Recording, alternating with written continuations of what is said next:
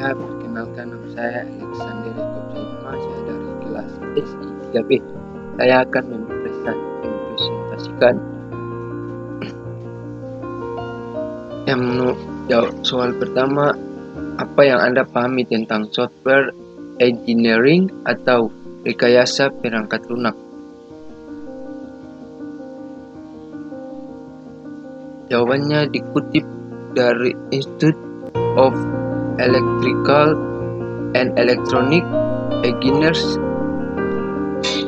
tahun 1993. Pengertian software engineering adalah suatu pendekatan teknologi secara sistematis, terstruktur, dan disiplin, meski pada dasarnya merupakan salah satu cabang ilmu komputer guna mengetahui sesuatu yang salah terhadap sebuah perangkat lunak.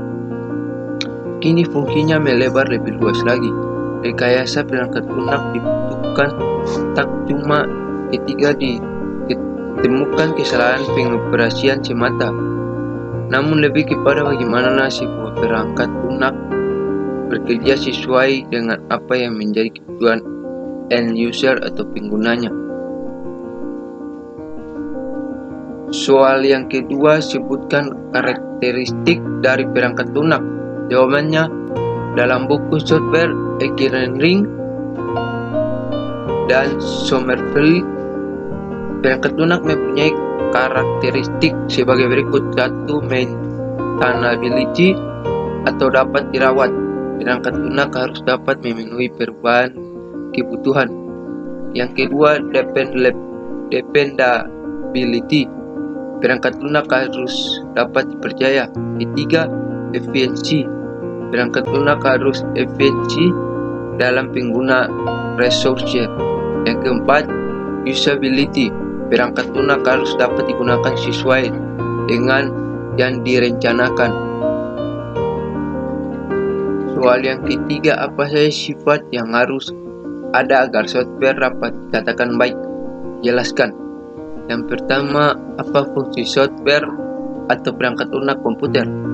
Sebenarnya dari pengertian software yang sudah dijelaskan di atas, Anda sudah bisa mengetahui apa saja fungsi software yang ada pada sistem operasi komputer. Namun, agar lebih jelasnya, Anda bisa menyimak beberapa fungsi utama dari software selengkapnya di bawah ini. 1. Software berfungsi sebagai dasar kebutuhan komputer agar dapat dioperasi dengan baik. Kedua, software memiliki fungsi dalam mengatur hardware atau perangkat keras yang ada pada komputer. Dengan begitu, komputer yang digunakan dapat bekerja dengan baik sesuai pekerjaan apa yang dibutuhkan. Jenis software atau perangkat lunak berdasarkan distribusinya. Selain beberapa jenis perangkat lunak yang dijelaskan di atas, Anda juga perlu mengetahui beberapa jenis software yang dibedakan berdasarkan distribusinya. Di bawah ini beberapa pengelompokannya yang bisa Anda simak. 1. Firmware merupakan jenis penyimpangan perangkat lunak yang hanya bisa dibaca. Anda tidak dapat mengubah sifat tersebut sehingga tidak perlu lagi melakukan modifikasi maupun pengembangan lebih lanjut meskipun terjadi masalah pada fungsinya. Spesifikasi software untuk komputer. Terdapat beberapa spesifikasi software yang bisa mendukung operasi pada komputer seperti 1. Sistem operasi untuk mesin server. Beberapa di antaranya seperti Sun Solaris, Microsoft Windows Server, FreeBSD, varian sistem operasi Linux untuk server, atau misalnya Caldera, Debian, Maltrex, Red Hat, dan masih banyak lagi, serta sistem operasi khusus yang lain.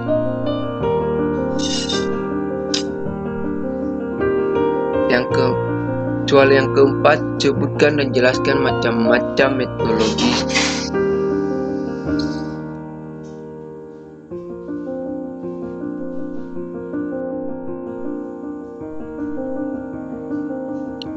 Satu, pengertian software development dalam segi bahasa.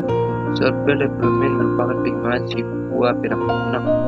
Selanjutnya, menurut istilah, merupakan proses pengembangan sebuah aplikasi perangkat lunak yang dijalankan secara sistematis sehingga menghasilkan sebuah produk yang baik dan berkualitas. 2. Fungsi software development. Setelah mengenal pengertian, saatnya untuk mengetahui fungsi dan penggunaan software development. Pada bagian ini kami tidak akan menjelaskan panjang lebar, akan tetapi kami akan memfokus pada beberapa titik sehingga Anda dapat memahami lebih mudah tujuan dari penggunaan SDLC sendiri. Software developer. Setelah mengenal pengertian ini fungsi dari software development, selanjutnya kami akan mengajak Anda untuk mengenal apa itu software developer. Tentu dalam pengembangan aplikasi pasti membutuhkan seorang developer yang terbagi menjadi beberapa tim untuk digunakan dalam proses pengembangan software. Dan tahap software development life cycle atau SDLC. Untuk sekarang Anda telah memahami beberapa posisi dari software developer. Setiap posisi akan pengembang tugas masing-masing.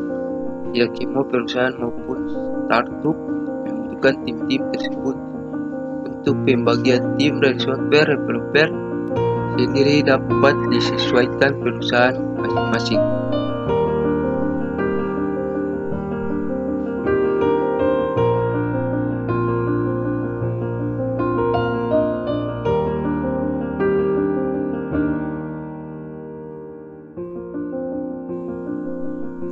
Ya, soal yang terakhir adalah jelaskan macam-macam aktivitas software proses. Yang pertama, metode waterfall. Waterfall merupakan metode pengembangan perangkat lunak profesional yang sistematis. Metode ini memiliki 5 tahapan proses, diantaranya communication, planning, modeling, construction, dan development. Communication merupakan phase di mana pelanggan atau pemilik proyek menyampaikan kebutuhan dan permasalahannya kepada pengembang, lalu bersama-sama mengumpulkan data-data yang diperlukan dan merumuskan fitur-fitur perangkat lunak. Yang kedua, metode prototype. Prototype dalam bahasa Indonesia diartikan dengan istilah rupa-rupa. Istilah tersebut berarti model awal atau rancangan sementara yang masih membutuhkan berbagai penyesuaian sebelum dinyatakan telah memenuhi hasil yang diinginkan. Yang ketiga, metode spiral. Metode spiral menggabungkan 2 metode pengembangan yang telah dibahas sebelumnya, yaitu prototype dan waterfall. Pengembangan melaksanakan prototyping dengan cara sistematis, khas metode waterfall. Umumnya metode spiral diterapkan dalam pengembangan perangkat lunak skala besar, sekaligus membutuhkan sistem yang kompleks. Setiap prosesnya selalu disertai dengan analisis mendalam mengenai tingkat risiko dan keberhasilan pengembang. Selain itu, metode spiral juga kurang tepat jika dilakukan oleh pengembang perangkat lunak yang belum berpengalaman. Prosesnya bisa menjadi terlalu kompleks bagi pemula yang masih memerlukan banyak latihan. Yang keempat, metode RAD. RAD merupakan singkatan dari Rapid Application Development. Metode ini juga menggunakan pendekatan iteratif dan inkremental, tetapi lebih menekan pada tenggat waktu dan efisiensi biaya yang sesuai dengan kebutuhan. Yang kelima, metode Agile. Pembahasan tentang Scrum telah sedikit menyinggung metode Agile. Metode Agile merupakan induk dari Scrum. Jika Scrum adalah kerangka kerja, Agile adalah pelaksanaan proyek secara keseluruhan yang berskala besar.